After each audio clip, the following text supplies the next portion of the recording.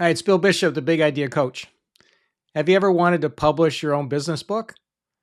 I bet you have, because it's an amazing thing. I've published 11 business books, and it's really helped me do great marketing, get lots of clients, and make money. Right, so it's a fantastic thing. But how do you go about doing it? It's can seem a bit daunting, right? How could I put a business book together if you've never done it before? So I encourage you to listen to this video. I'm bringing in Scott Colby, who is an expert in publishing business books, and he's going to explain the whole process of how to do that, how he's done it with the best-selling books that he's published, and we'll share all of the knowledge that we have about that. So if you're at all interested in having your own business book, this is a must-watch video.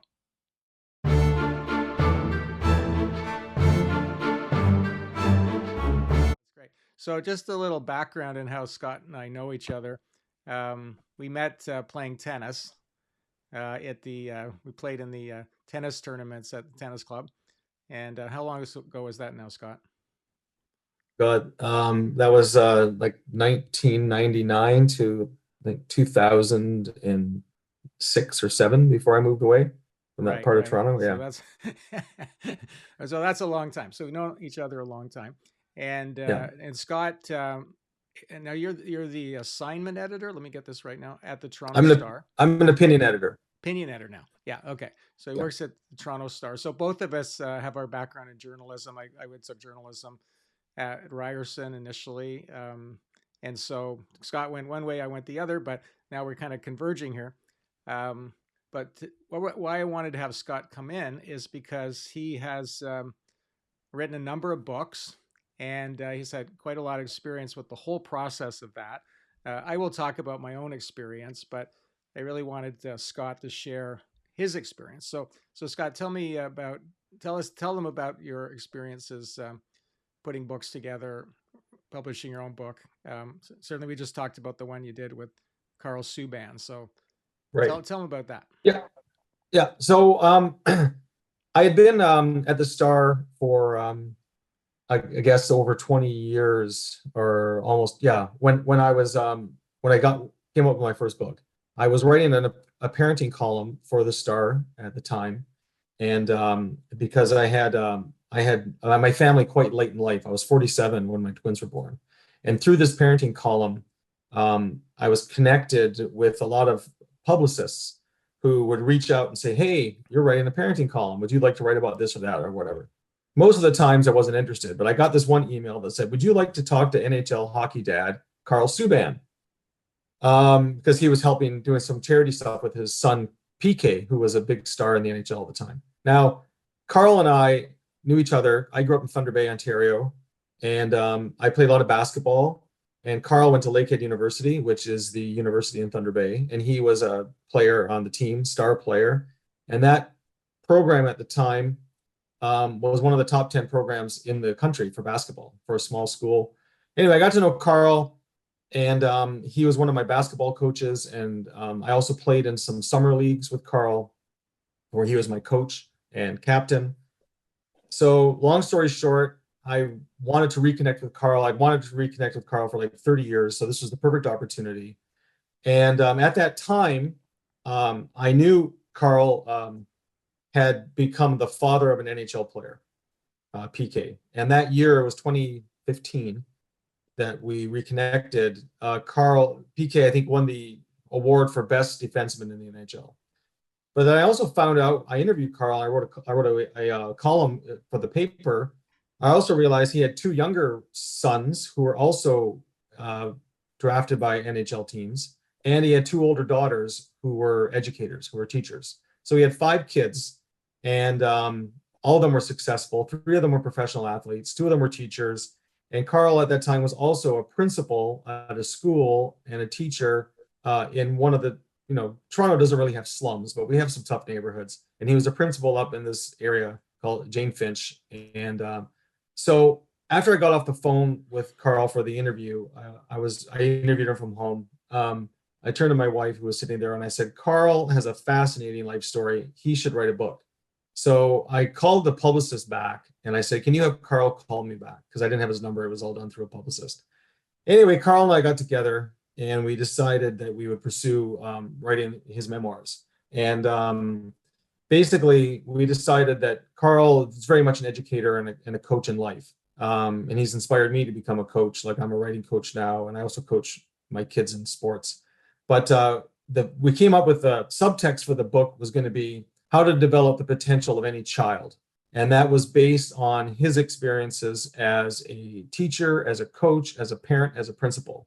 So we got together, we got an agent, we published a book. This is the book. I know it's kind of hard to see with my little fuzzy background here, but No, I other side. apologize. We'll get, yeah. Basically, we get the idea though. Now you Yeah. can't see it all. There you go. That's better. That's Carl there. Anyway, Yeah. it says national bestseller on the. There we go. National bestseller. Yeah, national bestseller. So that was a great experience. That was like a dream experience for writing books because of Carl's the Subban name is very well known in Canada because of PK. And then his other boys were getting drafted and they were making the news. And Carl's a very gregarious guy, and he's full of energy and optimism. So we managed to get an agent through a friend of mine. And I'm sure you know from your network, Bill, and everyone knows from networking that that is the way to get ahead in life is through networking. So I contacted a friend of mine who was a writer. He'd written like 10 books. And I said, I got this great idea. And he says, that's a great idea. And he put me in touch with his agency and we got an agent.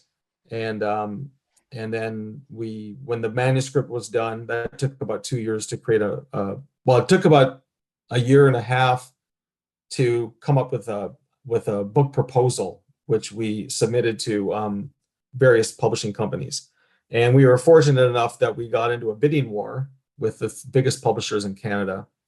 And so we got a great contract, and then it was edited by Penguin Random House. They published it, and it became a national bestseller. So that was a fantastic experience, and it's very hard to duplicate. Yeah, yeah. Well, But one of the things, I'll just jump in there because I was yeah, yeah, talking to you the whole time. And then when you told me what they were offering you as an advance, I just like went, oh my God, that like, you don't have to tell them how much it was, but I'll tell you right now, it sounded probably the most anyone's ever gotten as an advance on a book in Canada. Maybe Margaret yeah. Atwood, It I was don't know, but really amazing, investment that the publishers made in that. So that was amazing. yeah, Yeah. So yeah, yeah. That was great. what were some of the things that you learned about publishing a book like that from all that Yeah. experience then? Well, I'd written, I'd done a lot of writing. I've been a professional editor most of my career. I was a reporter for 7 years before I became a full-time editor, and I've always written a little bit. So I'd never written anything I'd never written a book. So most of my columns that I wrote for the paper were about, let's say 600 words, right? And what my friend Charlie, my kind of mentor, writing mentor, told me is he had co-written a book with a guy, same situation, a memoir. It was called Paddle to the Amazon, and it was by this guy in Winnipeg who had paddled from Winnipeg down through river systems to the Mississippi, all the way down to the Gulf of Mexico, and then he waded to the headwaters of the Amazon, and then paddled all the way down to the mouth of the Amazon River. And he had kept a diary, and they were both living in Winnipeg at the time, and they both were working out at the YMCA. And this guy Don Starkle could never get his book published, his memoir, believe it or not, because he didn't know what to do. So Charlie said, "I'll help you." So Charlie interviewed him, took his diary, and his advice to me was, "Come up with 50 stories, 50 really good separate stories, and then stitch them together, and that's your book." So I thought I can tell 50 stories, right? I'm used to telling stories in 500 to 1,000 word chunks, right? So that's what I did. To me, that was the big breakthrough, that when you write a book, don't think about writing 80,000 words, right? Come up with 50 ideas, 50 little chapters. Doesn't have to be 50. It can be less, but that's like a full length, book that's about 250 to 300 pages Hmm. would be about 80,000 words. And I can't remember what our final total came in at, but it was roughly around that. Um, and the other thing that I learned too is, you're going to write more than you need, right? Initially, you start off and think, oh my God, this is so intimidating. But in the end, as I sat down with Karl and we brainstormed, I ended up writing over 100,000 words. And we ended up trashing, I mean, that's a harsh word to say, but we ended up trashing 20,000 words, right? You just, it doesn't work. It's not necessary. And you throw it out. So I view writing like making maple syrup, right? You got to start off and you got to boil it down. And when you boil it down, then you get your product that is, sweet and delicious. And pure. So Yeah. those are two main theories about book writing from someone who hadn't written a book before that I think is important for everyone to know. Okay. So sorry. The first one was the 50 shorter stories that you can stitch Yeah, together. And what was the yeah. other tip then? Just the You're gonna write again, more. You got write Yeah, more. Right. you Okay. gotta write more. You have to write more than you're going to use, Yeah. right? Yeah. Yeah. So the other question everybody usually has somebody like yourself. Where did you find the time to do this? Because obviously you have a full Yeah. time job, you've got two Yeah. kids, you've got all the different things that you have to deal with, Yeah. and yet somehow you found the time to write all that. So how did you do that? Yeah. So what I like to tell people is, I was motivated, right? I was really motivated. And if you're going to write a book, you have to be motivated. And so at the time that I started writing the book, I had a full-time job. I had twins who were 2 years old, and my wife was working, and we were renovating our house. So how did I find time to write a uh, a full-length book? Um, I got up, and for me and for a lot of people, I got up at 5 in the morning and I wrote for 2 hours. So I'd write from 5 to 7 and then my day would begin. And I try and do that 4 days a week. And I try and do that 3 out of 4 weeks a month, right? Um, for me to write properly and to have a clear brain, I have to write in the morning, right? And then at the nighttime, I can review stuff, I can edit, I can go over things, but I can't sit down and do the brain work that's required. And then when I started getting close, as I started producing a chapter, and then I do another chapter, and then my editor wanted to see some chapters. And when we sent in the proposal, just so people know, I recommend everyone do a book proposal, even if you're going to self-publish, because it gets you focused. And a book proposal for nonfiction book is you put together like an outline of what the book is, what the thesis is, who your market is. You outline each chapter, what it's going to be, and then you write at least 2 sample chapters. And so that's what we pitched to all the publishing companies, and that's what got us the book deal. Was a fantastic book proposal. That was, I think it was, I can't remember how long it was. It was quite long. It was like 2,000. No, it was like, I think I submitted 20,000 words Hmm. between the sample chapters and the outline. So they knew what they were getting. And when it came time to the crunch time to get everything done, when the final deadlines were approaching, what I did is I wrote all the chapters first, then I went back and I rewrote them. Like, some required more editing than others, but the idea is to get everything down first. So then I had to stay downtown one night a week, and so I would, after work, when it first started up, I didn't have an office or anything. This is before COVID, of course. And I would actually take my laptop and I would go to the food court of some of the bank towers in downtown Toronto. And I would sit there for 4 hours with me and the cleaners, writing at a table in a food court. And there's washrooms there. There was usually one food court that was open a little later so I could get something to eat. I think I ate a lot of A&W burgers at that time.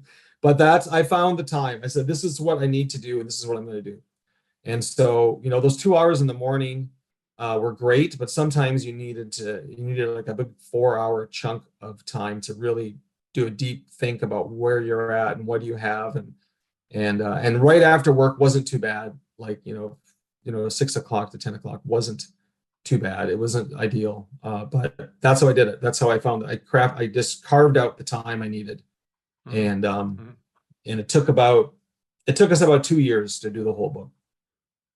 Yeah, I mean, well, one thing that, your story there about the food court is that ultimately there is a fair bit of hard work here, and that there's nothing you can get past that. Okay, if you're going to write a No, book, you got to put in the no, hard work. So, and that's you why got to I put in the say, like, work. there's some people have written books, and there's some people say they're going to write a book, and that hard Yeah, work is sometimes hard to do, and it's also hard to find the time. So we have to be yeah. aware of some But people just really having a if hard I want time. to jump, Yeah, so I published a book last year yeah. called "That's What You Think."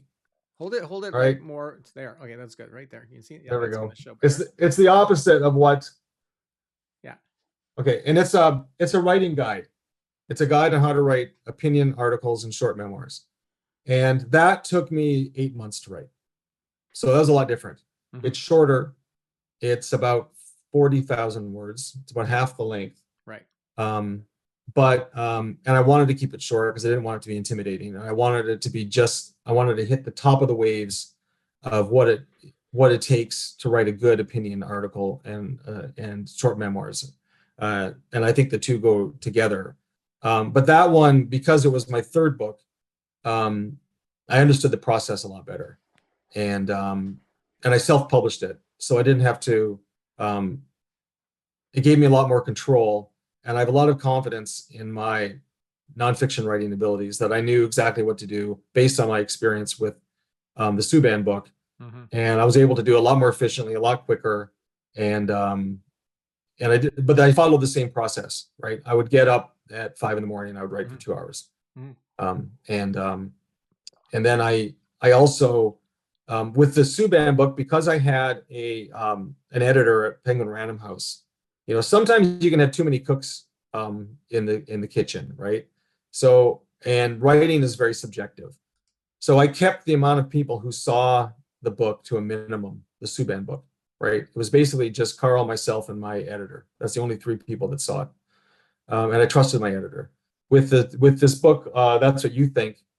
Um, I shared it with some people, not too many, but I shared it with people I trusted to look at chapters. I showed it to my boss, and he looked it over, and then I hired a proofreader to proofread the book for me because you need another set of eyes on it. So so that's another part of self-publishing is you need to find people who you can pay them, or you can, if you happen to know writer friends like I do, they might look at it and give you ideas, right? Because there's two types of editing. There's what we call line editing, where you go through a line by line, word by word, and then there's like concept editing, and that's like someone who look over your manuscript and think, does it work, right? Does this work? Is it interesting? Um, is this something people would want to read, right? Mm-hmm. And then a proofreader goes through and does it even a finer look at every single word, and you have to have a style that you're going to follow. Do you file Canadian Press or Chicago Book or whatever, and they will have a style that they follow. So how do you spell out letters? Like, do you spell out numbers, or what do like I use American spelling for That's What You Think. So things like that. There's a little technical publishing aspects that Mm-hmm. you'll need a professional to help you with. Yeah, I remember when I was in journalism school, I did fine, but I got a D in copy editing. I was the worst at that. So I realized I'm not really not the one to do my own copy editing for sure. Yeah, Yeah, I mean, I think I got a everybody good needs sense an of editor. grammar, but the style guide and everything, I couldn't get it. Just couldn't do Yeah, that. So people are really yeah, specialize in that. One things we talked about in one of our meetings is the sort of approach to writing a book. mhm, So one approach, and then you had an analogy for it. Tell me about it in a second. But one approach is say, oh, I'm going to plan out the entire book and then really right, carefully, and then I'm going to write it. And then the other yep, approach is just to sit down and just start writing that sucker, right? So what did you right. call that again? You said there's some people are, Yes. So yeah, there's two types of people. I always say there's two types of people: people yeah, who can sing and people who can't sing. Because I can't sing, okay, so I'm jealous of people who can sing. Right? There's right, two types of people: people who write books, people who don't write books. There's two types of writers. There's planners and there's pantsers. okay, And pantsers are people who fly by the seat of their pants, okay, right? Right. So those are the two accepted styles of writing. I am very much a planner. Right. I plan everything out, and then I start writing. Pantsers, sometimes they don't know what they want to say until they say it. Mm-hmm. And both are equally effective ways of writing.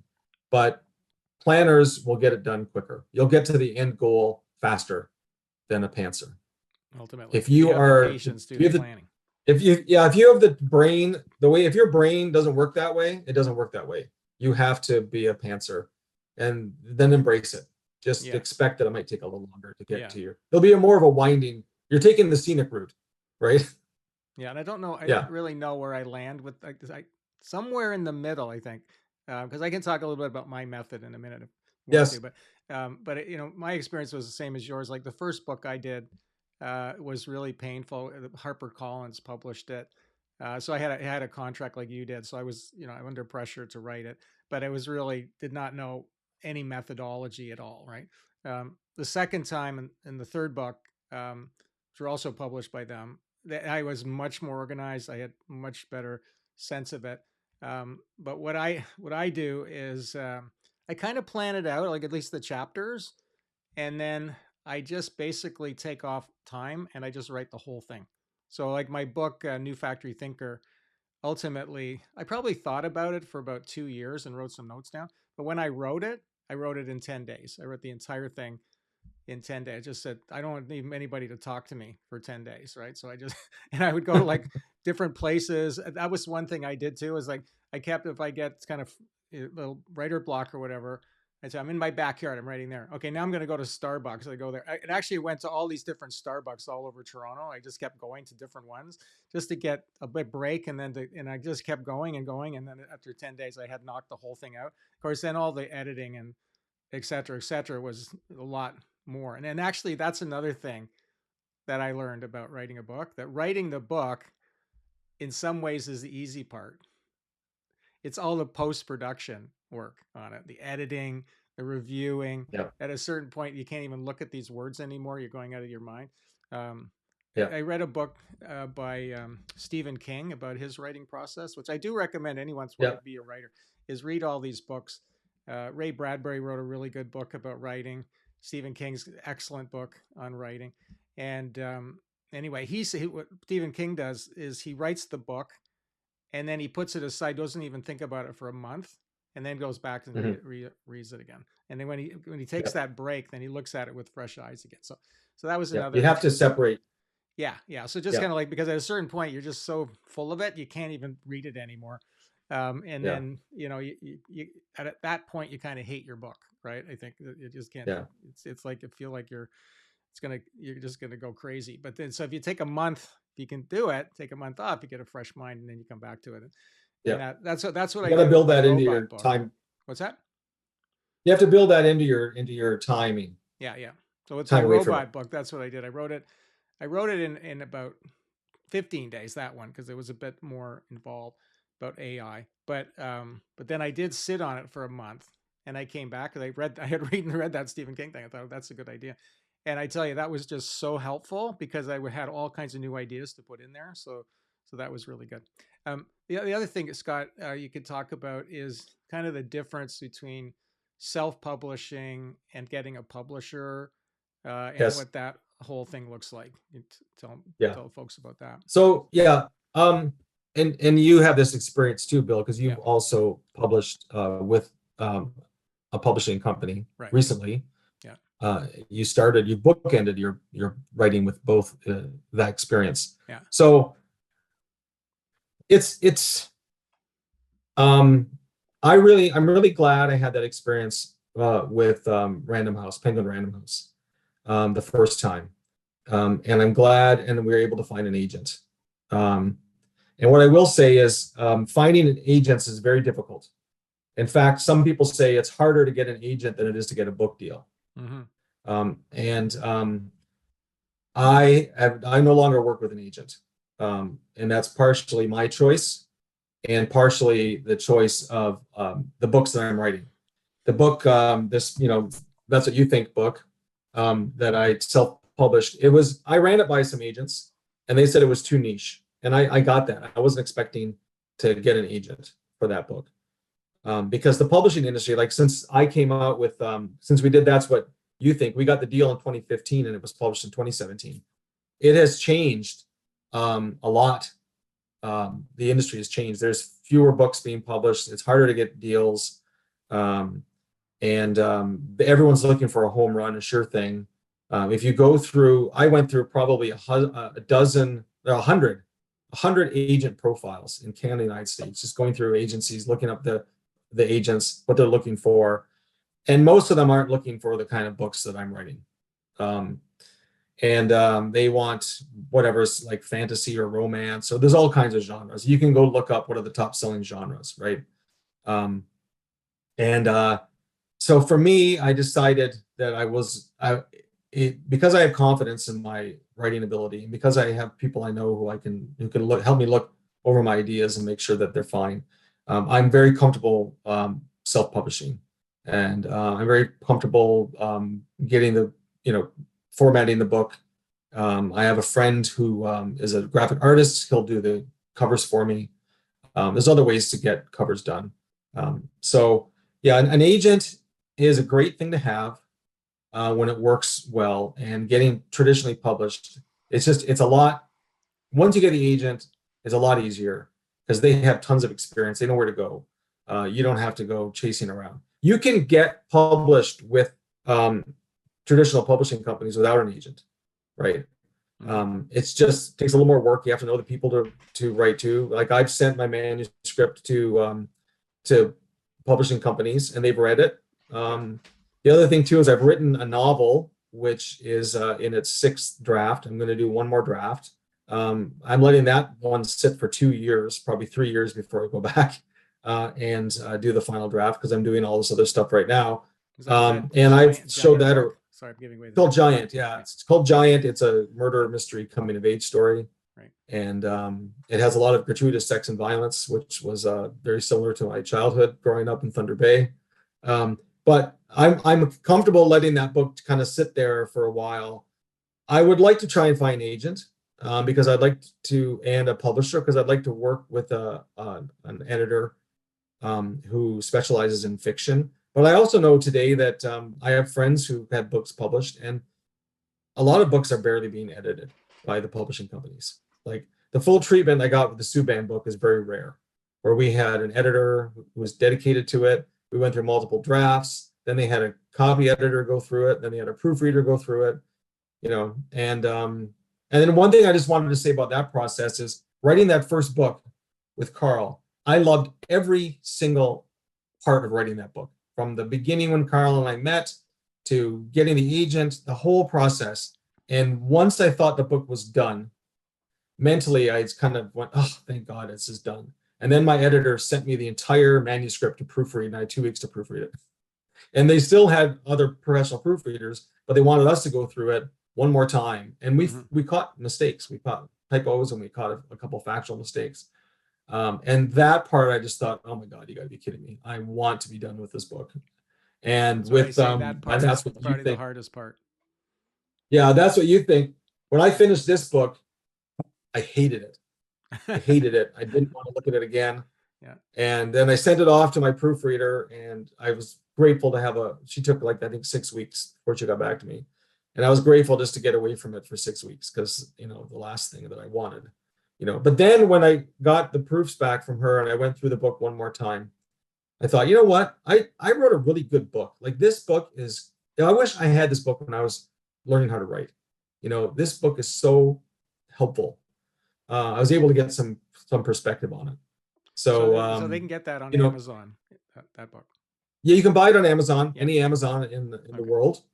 Yeah. And the great thing about it is, like, once you put it out there, it's frightening, right? It is frightening to release a book, because this book has so many personal stories in it too, right? Like I document my failures as well as some successes, and because that's how you learn from your failures, right? And so I put it out there, it's vulnerable, right? And so if people are writing a business book, I'm sure you're writing about your own experiences and maybe the experiences of others. And yeah, it's frightening, but then you just have to suck it up, and say, I believe I can help people with this book. And so I did. And once people started reading the book, I started getting great feedback, and it was very validating, Well, thankfully. what you just said about the personal stories. Like my sister wrote a book, and she submitted the manuscript to the publisher. And they looked at it and went, okay, it's good, but you need to write again. It's you're just not letting it all out. Like you're not really saying what you really truly want to say. So she went back and really had to dig deeper and you know put it all on the table, and then it became a much better book.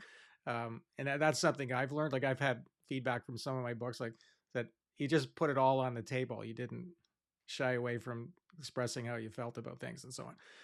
Personal things, and that's really hard to do, but it's going to make it so much better as a book if you can get that the depth into Yeah, it. that's one of my main lessons when I teach writing is your writing has to be brutally honest. It has to be um, truthful. You know, you don't even bother writing if you're not willing to be truthful, because readers are smart. People who are reading these days are smart. Um, Maybe people who are reading some things in the south of the border aren't so smart, but most readers are quite smart, and they'll pick up on the fact that something's missing, right? I give an example, and that's what you think, that I did some writing, a short memoir, a little vignette from my life. And when I wrote it, it was emotionally truthful as I could be. I didn't realize until 20 years later that I wasn't as truthful as I could have been, because it was a funny little story about bumping into, when I was a reporter, I was on an assignment like 1,000 miles from where I grew up. And I bumped into this girl I knew in grades 7 and 8. And she didn't remember me, but we went and chatted for a while. And as I left her, and I told her all these stories about her and her brother and everything, and she had a traumatic childhood, and she'd moved around a lot, and her parents were divorced. And anyway, she doesn't remember a lot from her childhood, but I remember tons of things. Anyway, she was the first girl I ever kissed, and she didn't remember me, and it Oh was my god. devastating. So I wrote about it. I thought that was pretty truthful, right? It was pretty truthful. But Oh what was boy. also happening at that time in my life is my marriage wasn't very good, and we ended up divorcing not long afterwards. So 20 years later, I could admit that how devastating that experience was to me, running into Michelle, because it was devastating at the time, but it was particularly devastating because and I didn't even realize it at the time, but because my marriage wasn't great, it was even more devastating. So, and the funny thing about that story is, and it's in the book, is I ended up working with a woman who was Michelle's cousin. And so I shared that story with my colleague, and she sent it on to Michelle with my permission. And so this girl who I knew in grade 8, who was the first girl I ever kissed, we're now pen pals. So and she lives in Ottawa. So it's funny, like when you write stuff, that's one of my messages of writing, especially short memoirs, which isn't really what we're talking about. But when you write and share your experiences, you never know what impact it's going to have. You never know what path it's going to take. You've Mhm. created something, you've put it out there to the universe. And especially something like if you're writing a business book, I'm sure it's going to be full of advice. And you have no idea whose life you're going to impact with that advice. It might not even be your target audience, right? It could be something completely unrelated. And that's what I found when I wrote my parenting column, right? Like my parenting column, the theme of that was about having second chances in life, right? Because when I remarried, my wife and I, we were both on our second marriage, and I was in my 40s and she was 35, and we didn't have kids, and I had a vasectomy, and less than a year later, I was divorced, and I didn't see that coming, but when I met Natasha, I had done research, and on our third date, by this point I wanted a family and she wanted a family. So on our third date, we kind of had our let's share our secrets conversation. And I said, yeah, I've had a vasectomy, but I've looked into it, and the 99% success rate in having it reversed. And so we did that, and we couldn't conceive naturally. We had one miscarriage, but we ended up going through IVF, the whole IVF process, which is a fascinating process to go through. But that was kind of what my column was about. I wanted to inspire people that you can have second chances in life. And through writing that column, a woman wrote to me who was in her late 30s, and she wasn't dating. And when she found out that I had met my wife through a dating app, which weren't very popular, we're just kind of launching at that time, it inspired her to start dating. So my column about trying to inspire people about to have children ended up inspiring this woman to start dating again. And she wrote to me and told me and thanked me. And then a year later, she wrote to me and told me she's getting married. And she sent me pictures from her destination wedding down in Jamaica. And then a little bit after that, she wrote and sent me a picture of her baby. So, you just don't know when you write. And if you write from the heart, and if you write with honesty and integrity, um, you have no idea who you.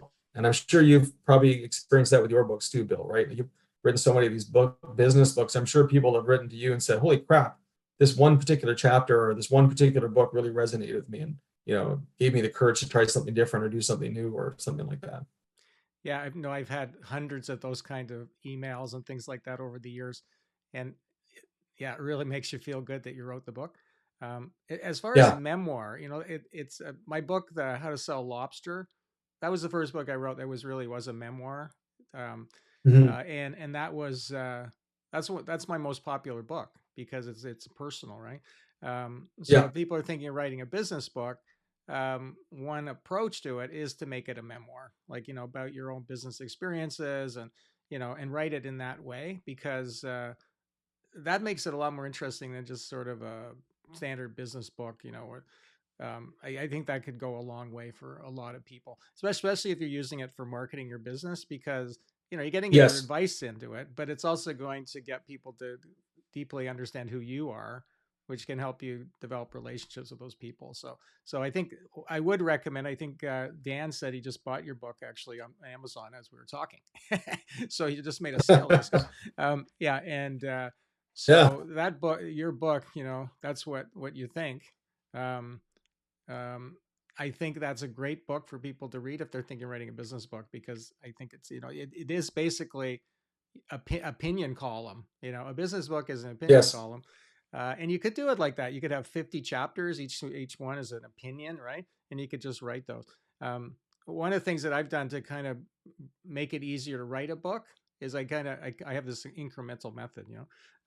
Like the first thing I ever wrote, actually, that was ever sort of I published it was this was the strategic digital marketing, and actually that is my proof right there that I coined the phrase digital marketing, because that was in 1993 I wrote that, and no one had ever heard that term before.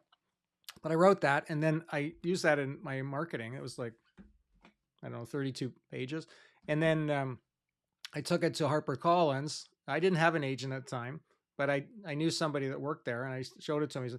I said, "You want to write? I want to write a book about it." They said, "Okay, we'll write a proposal." So I wrote the proposal, and they accepted it. And it was even just having the little booklet helped, because they saw that I could actually put a booklet together. So a booklet turns into a book, right? And that's sort of how I got started in things. I do have an agent. I feel very lucky that I have one. I've had him for 30 years, and he has helped me find publishers. But one of the things he's done even better, even if I self-publish, he's been able to take the book and publish it in different countries in the world. So he's had my book sold in over 25 countries altogether, because he goes to things like the Frankfurt Book Fair. Right. That's a really big book fair, and he and That's he the most has famous one. he Yeah. has my he has my book under his arm, and he goes around to the booth. So, hey, you want to publish Bill's book, whatever. He actually secured a deal with me with Chinese publisher, where they published all my books in one fell swoop. It was cool. So they took all my books and said, Wow. "Here you go." So that was one of the bigger deals that he'd ever made with a foreign publisher, maybe the biggest. I don't know. So having an agent can be good, although like you say, it's hard to do. Yeah. Um, But Not I think our impossible though. advice is, I think we agree that our advice is, just assume that you're going to self-publish no matter what. Okay. And if I you would start with that Yeah, and if you mindset can get that, a publisher, great. And yeah, nowadays, because it is so easy to self-publish with something like Amazon, Kindle Direct, you have leverage now in a way, because when you go to the publisher, they used to just have all the power over you, right? They're going to decide yeah, whether the book gets published or not. But you say, yeah, no, I'm going to self-publish this, but if you'd like to publish it and partner with me, then maybe you can give me an offer, right? And right. that's what I Yeah, did with the robot book. Was we went to different publishers. We actually had like 5 publishers all wanted to publish it, so I was able to pick the one that I wanted to have publish it.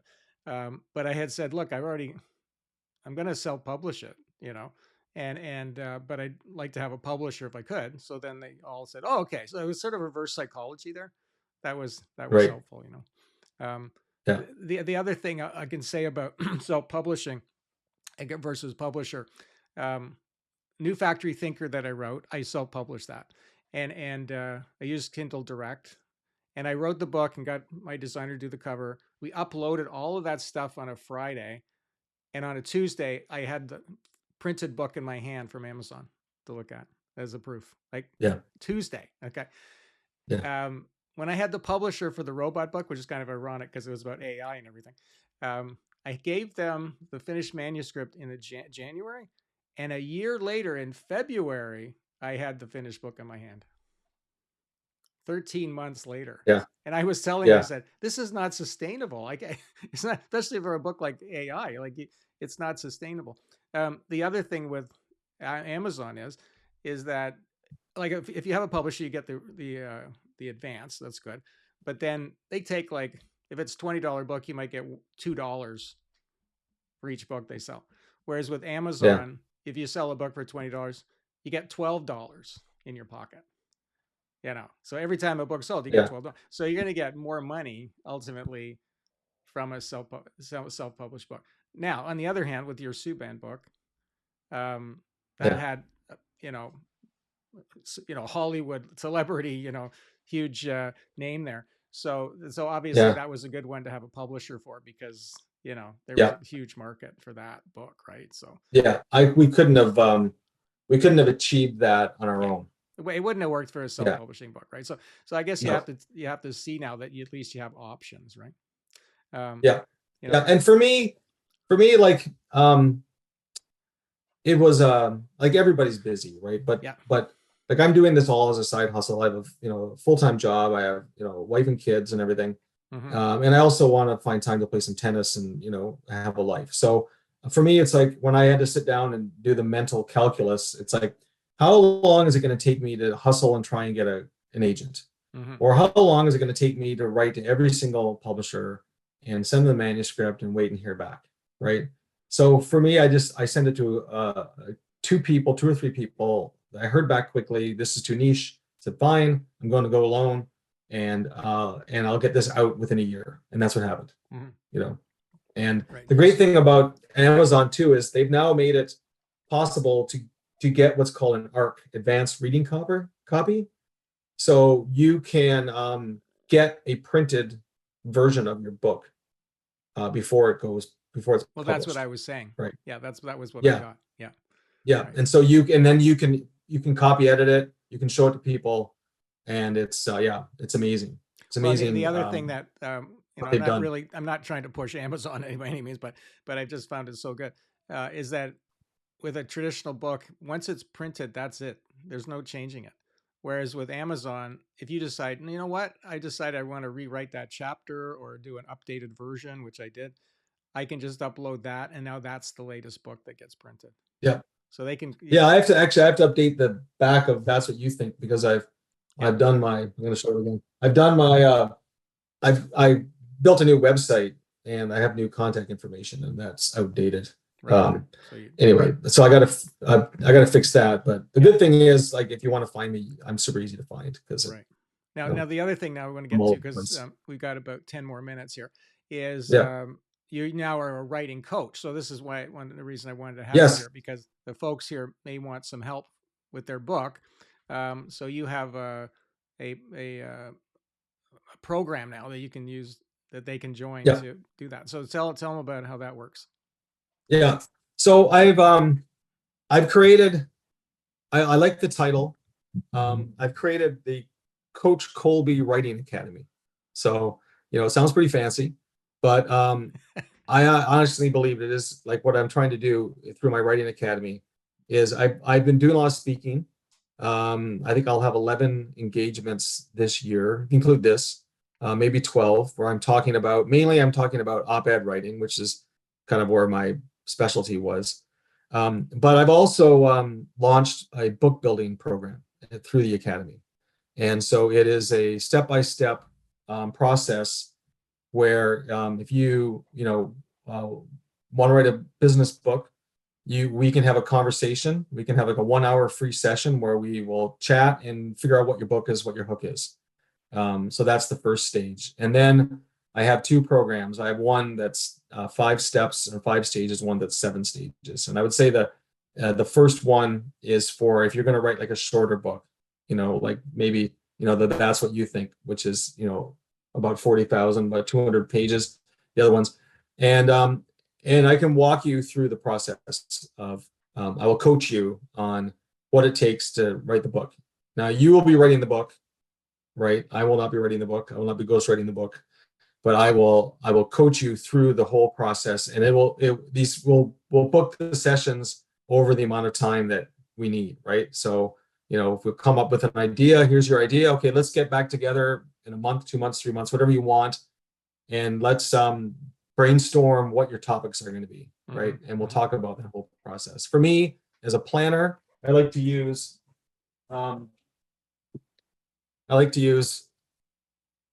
index cards, right? This is my novel, right? These are all the index cards of my novel, right? And I did that. For That's What You Think. And there's a whole process of just brainstorming. We can talk about that, and then coming up with your first draft and things like that. So I have this program that's based on my experience as a writer and obviously writing books, and it works. And I've learned, I've written 3 books. I wrote a collection of short stories, humorous short stories, which are I like to tell people this book is for people with a sense of humor and people who are intelligent. So I like to think everyone here has a sense of humor and is intelligent, but that was another unique process. Some of those were fiction, some of those are nonfiction, and I followed the same process for all my books. So Yeah, I'm just sending everybody a copy of your email address, okay, so they have that. Um, okay, so yeah, so take Scott up on the offer of a free session, because he'll help you get yourself sorted out there. Okay. Um, yeah. and so leave us with a few more inspirational ideas about publishing a book.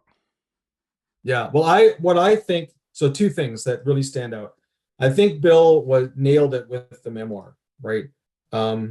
If telling it, and it doesn't even necessarily have to be I mean, your story is powerful because you can tell it, but you may have an idea where you say interview other people in a field, Hmm. that's highly effective. But human stories, people love human stories. The word that goes around now is narrative, right? What's the narrative? People want a narrative. When we started with the Subban book, Karl has all these systems in place, right? And he gives them acronyms, and all the acronyms stand for something. Like START would be START, the S would stand for something, and then he has these analogies like your potential is a three-legged stool. You got the 3 legs, and one is this, one's that, the other thing, you know. And it's all fascinating, and it's all great, and it's a great learning tool. But our agent initially wanted the book to be a book of systems, and I spent about 6 months trying to figure out a way to tell that book as a book of systems. And I realized at the end, no, this is a memoir. Karl's story is a memoir, right? It's his life story, and the lessons will be told through his life story. Yeah. And we wove the theme of the book, potential, throughout, even through his childhood, right? Because his childhood stories impacted how he was raised and the values he learned, and that's what he uses every day. So in the end, our agent said, I don't think Karl's famous enough for a memoir. And I kind of thought, well, I think you're wrong. Anyway, I wrote the proposal, and we were right, and the publishers were right, so memoir is incredibly. I think it's the most powerful tool for telling, making a lesson, and that's why I'm a really big fan of op-eds that are memoirs. They don't all have to be memoirs, and they all shouldn't be memoirs. But if you have a personal story and you can use that as an example, it's the most powerful way of storytelling. And the other thing about writing is that people have to understand that writing is rewriting. You know, um, your first draft is just getting your ideas down, right? Do not judge yourself on your first draft. First drafts usually are not very good. It was from a writing standpoint, but that's just the creative process, right? You have to get your ideas down, and even with myself, like sometimes I don't know what I'm going to say. The book proposal that I sent to Penguin Random House, the chapters, we completely redid most of the chapters. We threw a whole bunch out, we restructured it, but it was just getting everything down. And they were the professionals at how to do memoir. So, and we threw out a bunch. And even with That's What You Think, I started off with a small idea. And as I was writing, it grew, right? Like Karl and I had an expression, an open mind is a gold mine, right? So you've got to, just be open. And I think once you get those creative juices flowing, once you start writing things down, like I couldn't believe it. I think the first 4 or 5 months I started planning That's What You Think. Um, just in my job, because it was a book about how I do my job, essentially. Right. Things would pop up and I go, oh my God, this needs to be a chapter. This needs to be a chapter. This needs to be a chapter. Mm-hmm. You know? One of my favorite chapters was just when I started writing the book, I was still walking my daughter to school in the morning, and I was walking home with these parents, and we would just have these conversations about stuff, and like things would just pop into my head, from the like, oh my God, like this woman was who I was walking with. She's in marketing, but she had been a journalist back in Winnipeg, a sports journalist, and she was telling me how terrified she is about writing because she automatically wants to rewrite the sentence after she wrote it, right? Mm-hmm. And that became a section on um, perfection doesn't exist, right? There's no such thing as perfection, right? Get that idea out of your head. You do the best you can, and then you move on, right? That doesn't mean that you lower your standards, but so many people get paralyzed by the fact that it has to be perfect, right? No, it doesn't have to be perfect. Mm-hmm. It has to be good. It should be very good, maybe even excellent. But you're never gonna, every time I go through, I could find things I'd want to change, right? But as long as I'm experienced enough that I have a certain standard that I adhere to, and as long as I've met that standard, um, and the final thing I'd like to say about that too, it's kind of the corollary to that is, one of my heroes in life besides Bill Bishop is Bruce Springsteen, and he's notorious for taking a long time to produce his albums, and he says there's this mindset among a lot of musicians that I've got to get my work out, people have to see it, I've got to get it out by such and such a date, and for him it's like, no, you're done when you've done the best work you can do, because nobody cares how long it took you to make a lousy album, right? And that really struck me true. It's like, okay, yes, there's no such thing as perfection, but you've still got to make sure your product is as good as you can make it. Yeah, yeah. Well, my experience is so many experiences around all of that because Yeah, I'd write it, I'd really knock it off in the 10 days, like I'm just not even going to look back. I'm just going to write whatever I can say and put it down, and then going back and doing the editing for sure. And that's actually I enjoy that part because then I've already done the whole book, and now I can just go back and work on it. But I've also said at that point, I do take my time because I know that once I've published it, generally, because now with Amazon you can change it, but generally speaking, this is it. This is going to be what people are going to read, right? And I'm going to make sure it's my baby, so I want to make it as perfect as I can, right? yeah, However, once it's published, and then I walk away from it, I go, I had a vision for this, and it made 90% of my vision. I always think of, like, right. I'm not a painter or anything or an artist, but I can imagine an artist has a vision for a painting and then does it. and then walks away and goes, well, it was 90% of what I envisioned, but that's still pretty good, right? Yeah. But that Yeah. 10% could eat away at you, but then you go, I'm going to take that 10% angst about it and put it in the next project. Right. True. That's how I do Yeah. it. And with That's What You Think, I thought about breaking it off into two books, a book Yeah. on op-eds and a book on short memoirs. Right. And it didn't work. It didn't work because they two feed together, and it's not a natural book to put together, one on op-eds, one on short memoirs. Right. But in the end, I thought, you know what? As a collective book on writing, this works. This is helpful. Mm-hmm. It's not perfect. It's not what I set out to do. Yeah. But it works. So let's go with it. The other thing that I'll just quickly say is that, I wrote the book because I wanted to establish myself as an expert in the field, right? And for me, the best way to do that was to write a book. Yeah. Because books, I mean, you taught me this with your Return of the Lobster, your books are now your business card, right? And they give you instant credibility, and no one cares whether your book is published or self-published, right? Yeah. I had this Toronto doctor who read my book, and she writes op-eds and she loves it. And I was talking to her. She wants to do some work with me on stuff. And when I told her the book was self-published, she had no idea. Like, it didn't matter to her. Like, the book's the book. You buy it on Amazon. About that it's a book. Yeah. No one cares. No. The only person that cares are people in the industry who are snobs. Right. It doesn't matter anymore.